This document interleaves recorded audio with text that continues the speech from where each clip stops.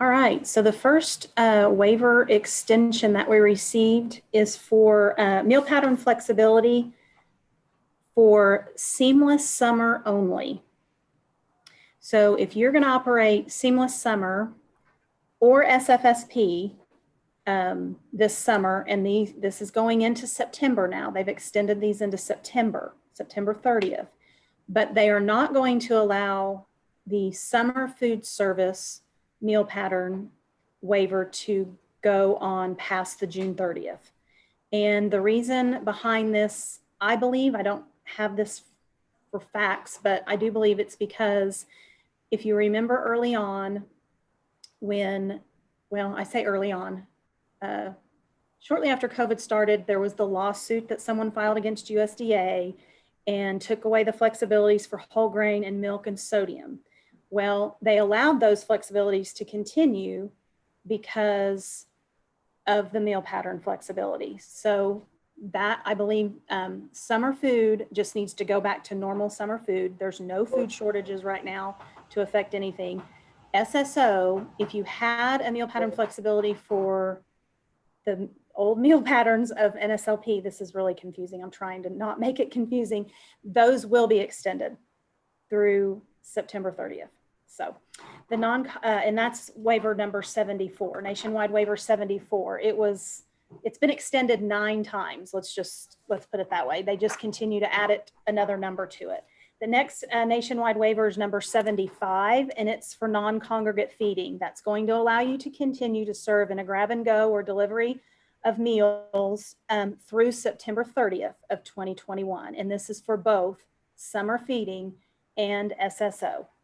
Let me take a step back, Dana, back to that. I'm sorry, let me go back to 74. We didn't put a bullet point on the screen for this, but in this waiver number 74, I'm going to read this to you because several of you, I've recently had many emails regarding milk on SSO because it's an extension of Nslp and you have to offer milk choice or variety, 2 different options of milk in Nslp, which would roll over to SSO because the meal patterns are the same. In researching some of those questions, because I wanted to make sure I gave them the right information, I found this, and it was included in this waiver as well. And I'm going to read it to you just so I make sure I read it correctly. I don't want to give you any misinformation. So it states, in addition, FNS, which is Food and Nutrition Services at USDA, also waives the requirement at 7 CFR 210.10 and 7 CFR 220.8, which are the meal patterns for lunch and breakfast, that schools must offer students a variety, in parentheses, at least 2 different options of fluid milk. So they've waived that. So you really only have to give them 1 option of milk. So some of you have been, who are sending home meals in bulk for a numerous family children in a family, and the bulk may be equal to half a gallon for the meals you were sending home, or maybe even a gallon. And they were like, how do we do 2 choices? Well, this allows you to just send home maybe a gallon of the 1% white or fat-free white. So that's what that is saying. So I just wanted you to know that. And again, that's for SSO. SFSP doesn't have that milk, 2 different types. SFSP is just the basic meal patterns from quite a while ago. They haven't updated them. So, okay. So let's go back. We'll be at number 76, parent guardian pickup. This is the one that allows for parents to pick up meals for their children without them being present in the car. The school does still need to have an approved plan to ensure that those meals are being given to an eligible child. This could be done by checking off a name from an enrollment list, or if the children aren't enrolled, writing down their name. Maybe they're a younger sibling, a cousin or something that doesn't go to that school. This one has also been extended through September 30th of 2021 and applies to summer feeding and SSO. Okay, number 77 is area eligibility for schools. This allows for sites that don't meet the 50% free and reduced site requirement to continue to provide meals on the SFSP or SSO until September 30th of 2021. As of right now, this minute that I'm speaking, this does not apply to the CACFP at risk. Right now, as I speak, CACFP at risk must stop when your school year ends. Maybe that's May 8th, maybe that's May 15th, maybe that's May 22nd. Whatever day your school year ends is when at risk, if you're serving at risk, must end.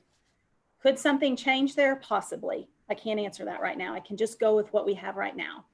But some of the schools that don't meet that 50% site requirement will be able to serve meals on summer feeding and SSO through September 30th.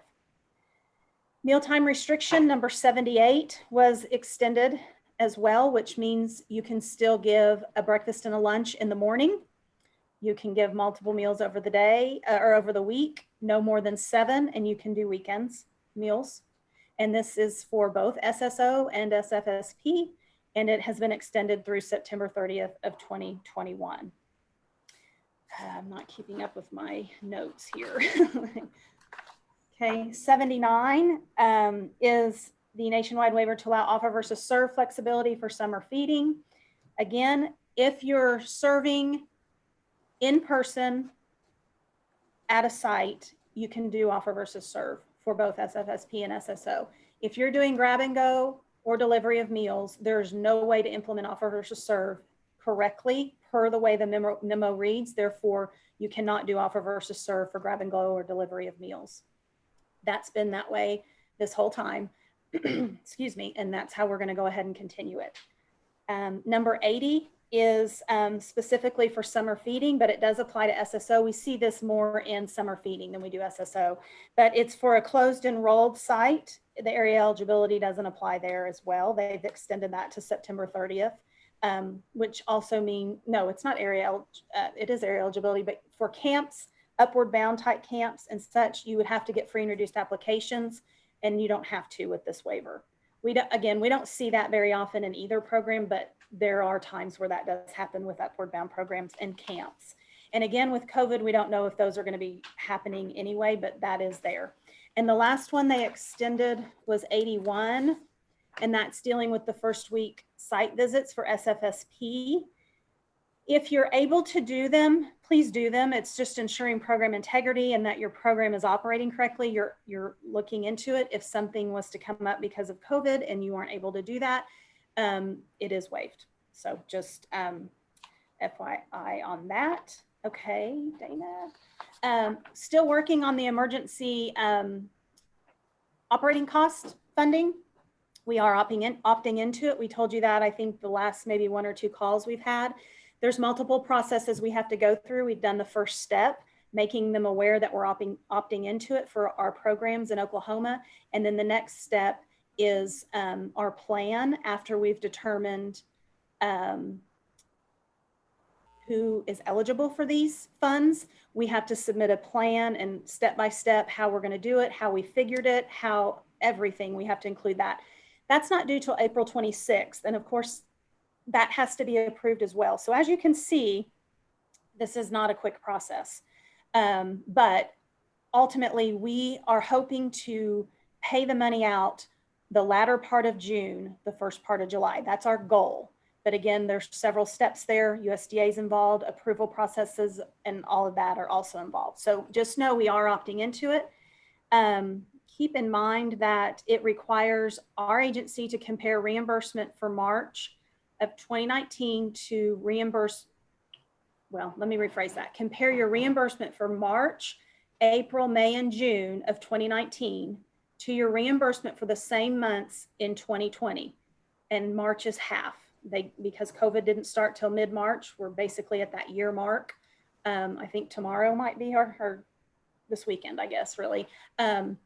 So if your reimbursement in 2020 for half of March, April, May, and June is more than what you got in 2019, there's no additional funding to be given. If your reimbursement went down, and it's all programs, total reimbursement, and we keep schools separate from childcare. I know some of you do both, but that's how we have to figure it. And we'll go to the next slide. I kind of covered this already, but we'll go ahead. I'm going to, I need to fix my screen so I can hide that for a second. Okay, that's better. We've submitted our plan, waiting on approval. And just to say it one more time, and then we got a little bit of an example here, I'll just go ahead. This is based on funding differences from 2019, half of March, April, May, and June, compared to the same months in 2020. So our example is for April of 19, your claim for all meals was $15,000. The total claims for April of 2020 for all meals was $10,000. So there's a $5,000 difference there. We multiply that amount by 0.55. That's a USDA rate that they've told us. You get $2,750. That's the amount you would get for that month of April, if that was the case. If you swap those numbers and your April was 10,000, your April of 19 was 10,000, but your April of 2020 was 15, there's no funding given for that. And just as a reminder, the months are half of March, which we mentioned, divide by 2 there, April, May, and June. And then the low income report, I really thought I'd have an answer today. I did some emailing and texting with some people last night, and they really thought they'd have it to me today, and they didn't. So I have to just skip that slide, I guess. A reminder, because we're still seeing, when the consultants are out at your schools, we're still seeing several discrepancies. So the next few slides are just friendly reminders again. Your OCAS coding, you should code according to the program your school is operating. SSO, you use the same codes as you do in National School Lunch and School Breakfast, which are lunch is 763 and breakfast is 764. And your 000 for local funds received if you're selling a la carte or such, potentially, and some schools are. What, Dana? And adult meals, yes, good point. Summer food service program, you need to use 766. Okay, and then reminders. We're seeing more and more when we go out, we're not finding records in some instances. We're finding records for Monday through Friday, but for weekend meals, there's no records. You have, if you're sending weekend meals home, you still have to maintain production records for those meals. So again, several schools are sending home boxed meals for virtual days or for the weekend meals, which is great. Please remember that offer versus serve cannot be done with boxed meals. You cannot do it the way it is intended to do. All meal components in their full quantity must be sent home, including menus for meals and food safety instructions. And water is not a component, and you don't have to send water home if you don't want to, but it doesn't take the place of anything else on the meal patterns. Remember, if you're sending home at-risk meals, you must have a virtual educational enrichment component for each day meals are sent home for that program. And again, it can just be a website on a piece of paper, something, but something has to be sent home. And then 3-week monitoring form for SSO, that make sure you get that done, even though we're past our 3-week.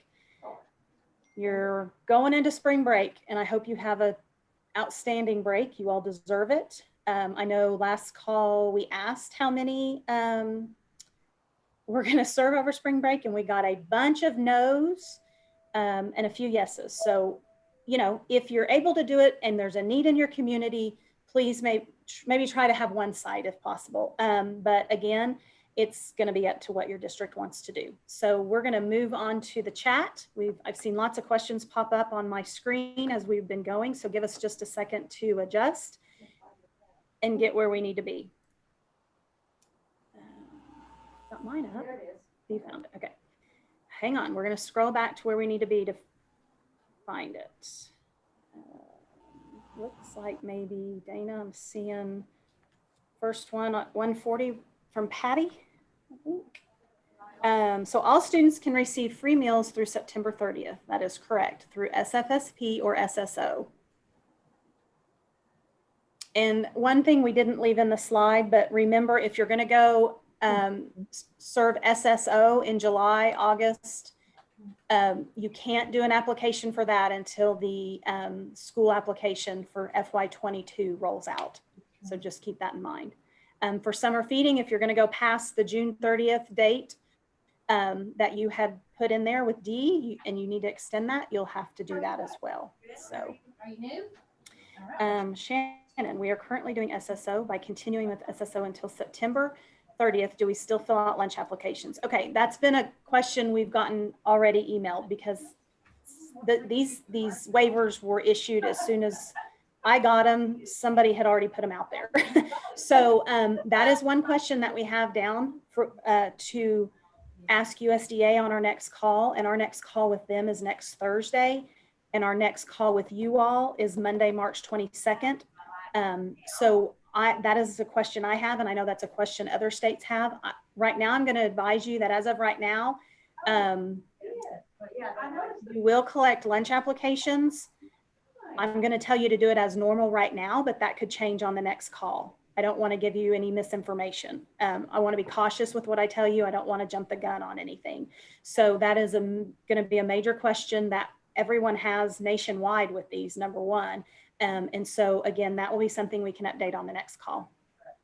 Okay, if we start in August 21st on SFSP and serve August and September, then go Nslp. Same thing there with collection of free and reduced applications. That is a question we have to USDA. So if we start school in August, then we will be able to feed them for free until the end of September. Yes, that's my understanding as of right now. And again, just like the last two questions, that is something we've posed to USDA, and I'm hoping to have my answer on next Thursday's call with them and to get that to you. We have not heard anything about them giving the flexibility once school starts. And if we go back to Nslp for the grains, the milk, and the sodium, nothing's been said about that. They had the comment period that I think expired like the end of December.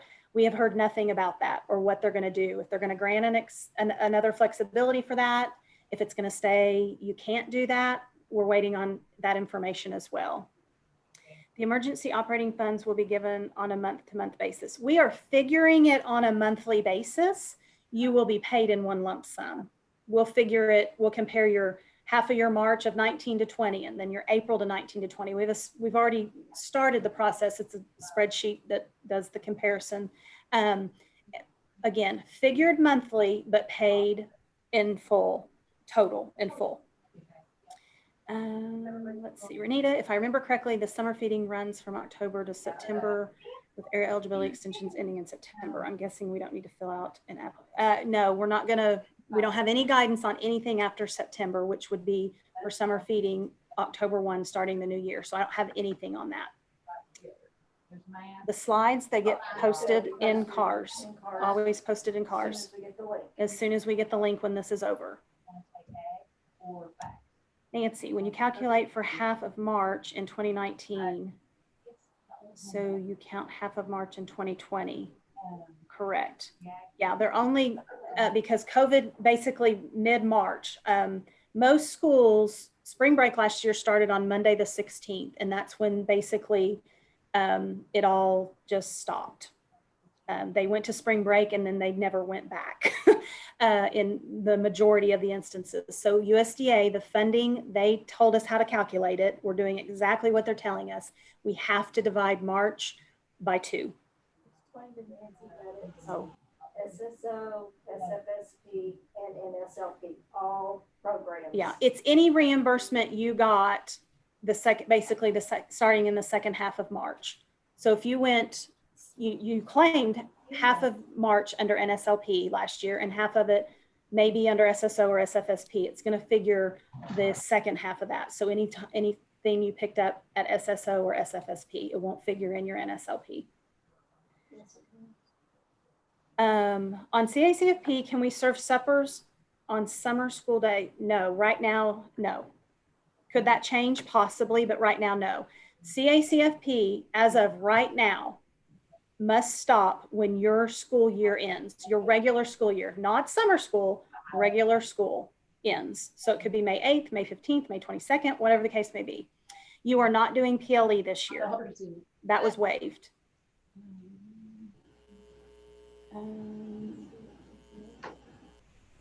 In order to feed in the summer, do we need to have a program or activity going such as summer school? No, you do not.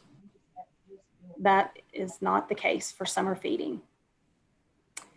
Are we receiving new waivers for this school year? If you mean, are any of these being extended after September 30th? I have no idea. We got to go with what we know right now. And it's, these waivers are good now until September 30th. So can you do SSO August and September, but NSLP? That's what it's sounding like right now. And that's what I'm going to go with, Cheryl. And her question was, so can you do SSO August and September, but NSLP starting in October until the end of the year?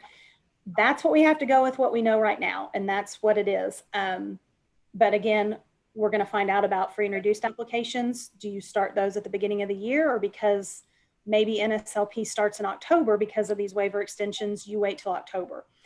That's the guidance I'm still waiting to get. We have a call with USDA next Thursday, and hopefully we'll have some more guidance on that I can share with you on the next call on March 22nd. Emergency funding. Is the plan for no funding if 2020 is greater than 2019? No, it's a federal directive. That is not us. Not us at all. I understand it does penalize, but also your reimbursement went up because you're feeding everyone free, potentially 7 days a week, even siblings. And so that, no, it is definitely a federal directive. It's in all the federal guidance that's been out there regarding the emergency funding.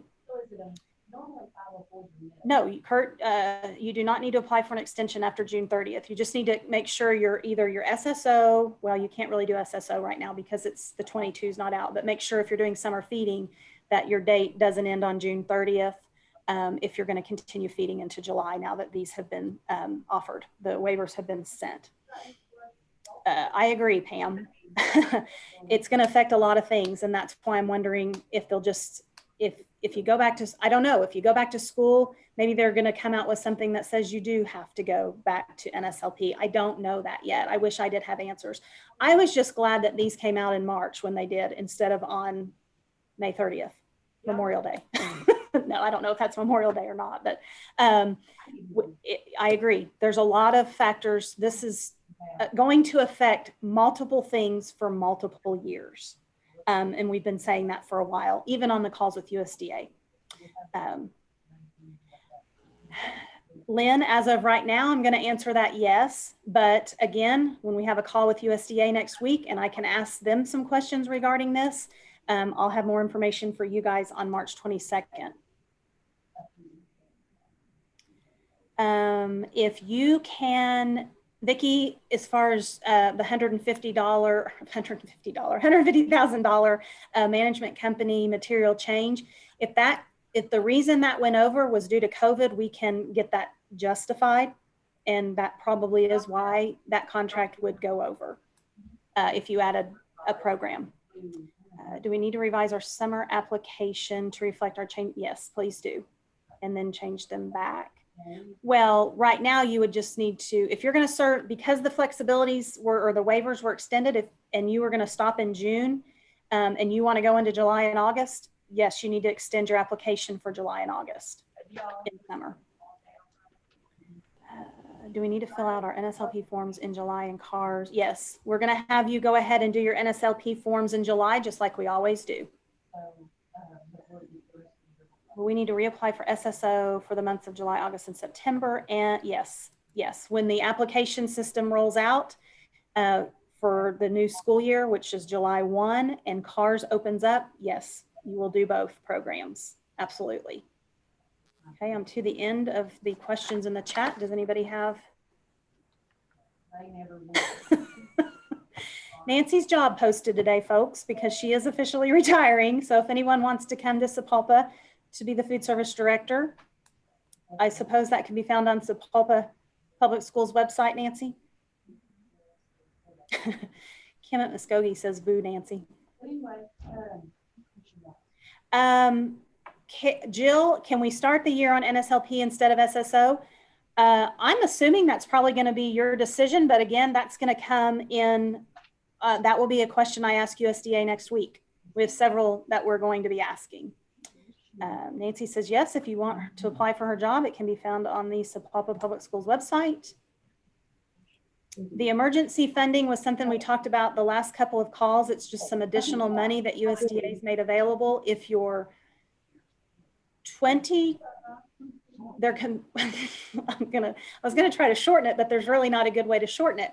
Basically, we compare your 2019 reimbursement half of March, April, May, and June to your 2020 for the same months.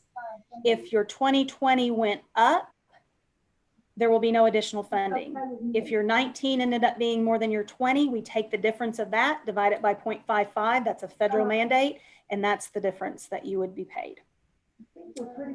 If you are not feeding in June and July, but want to serve SFSP in August and September, yes, that is an option for you, Gloria. Uh-oh, Kay just announced, looks like they're gonna have an opening too. Kay, I take it that that's a retirement announcement for you? Congratulations if it is, and too bad for Cashin.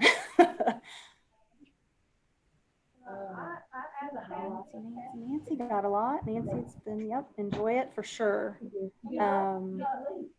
My understanding, Linda, right now, starting the year with summer feeding because of these extensions is an option instead of Nslp. But again, we have a call with USDA next Thursday, and that will be one of our questions that we're asking.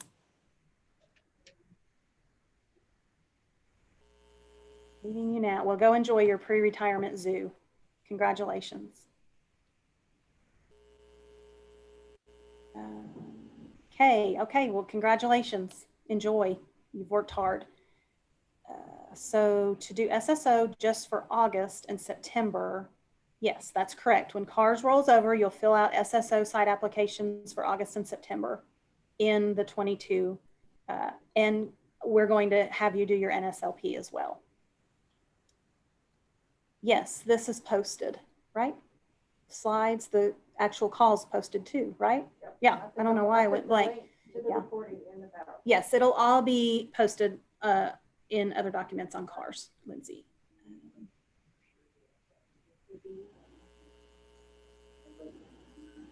Thank you, Steve. That's very nice. It has been a challenge for all of us, even you guys. I keep saying, yes, we've been challenged, but you guys have been challenged just as much. It's hard sometimes because we get this guidance from USDA and we get these extensions, which has been fabulous during this time. We've needed everything they've given us, and we don't always get an answer. So a lot of times, you know, on these calls, I can't answer everything, and we just do the best we can, and as soon as we can get answers, we'll get the information to you. I appreciate that, Steve. It's very nice of you.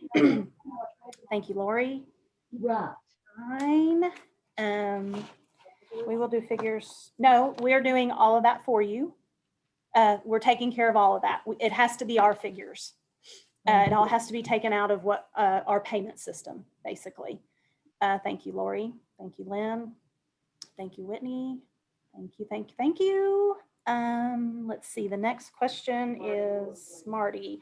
If we do SSO in August and September, will it, yes, still be at no charge? Correct. These waiver extensions that were issued Tuesday morning, I believe we got them, will be extended through September 30th of this year. And that's, as of right now, what we know. Thank you. Thank you. No, Sherry, we have not. Sherry. Pearson asked for the No, the meeting on, we're going to have another school call on Monday, March 22nd at 1:30. We have not sent anything out for that. We just decided on this, or today, when to update you all next. We know there's spring break next week. And so, in fact, this call wasn't even on the calendar, but when we got the guidance, we got it scheduled. So we wanted to be able to get you the information. Thank you. People either come out today or in the morning before they leave for spring break. Yeah, we will get that out this afternoon, the link for the next call this afternoon or tomorrow before you guys go for spring break. Thank you, Stephanie, and Christy, and Stacy, and Cheryl, and Callista. I'm trying to scroll down. Thank you. Okay, we are at the end again. Any more questions? Is SSO after June 30th for schools that normally qualify and not just for COVID? SSO after June 30th is still for everybody. That's what these waiver extensions in the call were today. They've been extended for summer feeding and SSO through June 30th of 2021. It is. It drives me crazy. Thank you. Thank you. Okay. That's all I've got. But again, so will it be best if we send lunch applications out in August when school starts? I'm going to say yes right now, that I can be ready for that. We did receive the income eligibility guidelines yesterday. USDA issued those. So again, we have a call with USDA next Thursday. It's our monthly call. And there's a lot of questions we have, and a lot of them are what you've already asked. And we are going to be asking those on that call. Once, fingers crossed, we have an answer that day, fingers crossed, we are having a call with you all on Monday, March 22nd. And I hope to be able to address those unknowns with you at that point, as far as collecting applications, starting the year off. If everybody starts the year off in person, does that mean we just go straight to NSLP, or do we still have this flexibility through September 30th? You know, we also still don't know exactly what the school year is going to look like next year yet. I think a lot of schools are starting back now. The cases are down, the numbers are down, the vaccines are out there, more and more people are getting them, teachers. I know not necessarily a lot of children, but adults. And so, you know, there's that possibility that school does start in person for everybody next year. And that's a big question. Do these flexibilities allow for free meals to be served through September 30th? And then we kick into National School Lunch. There's a little bit of unknown there. And so we just have to be patient and wait and get some answers. And I hope to have those for you on the next call. Your numbers participate. Good. Spring break will tell a lot about yes, I agree completely. Spring break will tell a lot about how school starts back in August. I agree. I agree. So there's no more questions in the chat. If anybody give you just a little bit longer to put anything in there if you need to before we get off. I don't want to keep anybody longer than we need to, but I want to get your questions answered the best we can. So you guys have a great spring break. I know last call we asked about that. And so you got to do what's best for your district. And that's really what it comes down to. So enjoy it. Nothing's changed with CEP at this point, Ruth. We have gotten nothing, no extensions. In fact, while we've got you all on the call, if you're considering CEP next school year, pull your data on April 5th or 6th, right around in that time frame. You've got to have your direct cert data pulled for that time frame, and you've got to have an enrollment list pulled for that time frame. So keep that in mind. We'll be putting that out through CARS as well, but always want to give you a reminder. But as of right now, nothing's extended for CEP. If you want to do it and your numbers look good, you would have to make sure we know, and by June 30th, that's the election date, basically, that you have to let us know. And Nikki in our office, Nikki Assad, can help you all with that as well, and your area consultant out there. So, okay. Tell them thank you for getting all their verification stuff in. Thank you for getting your verification summaries in too, Dana said. That was kind of a fast and furious quick, but we got it done, and you guys got it done for us. Yeah, Mark, I'm the same way. What is the spring break you speak of? I'm on that same boat that you are on, Mark. Somebody else asked something about April 5th. Oh, Sharon, if you're considering going CEP next year, you need to pull your direct cert from the Waive. I'd even maybe go with April 6th or 7th. It's supposed to populate on April 5th, but you know, technology is great when it works properly. So we always say a few days after that, but it has to be right in that same time frame. Pull a little bit after that. Are you going to let us know on funding no matter what?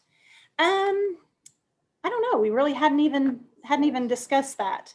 Do they want surprises, or do they want to know? Dana said, do you just want surprise payments, or we'll have to figure out, we'll have to discuss that internally and how that would look, and making everyone aware of that. Let us do some discussion in office on that. That was just nothing that hadn't even crossed our mind yet.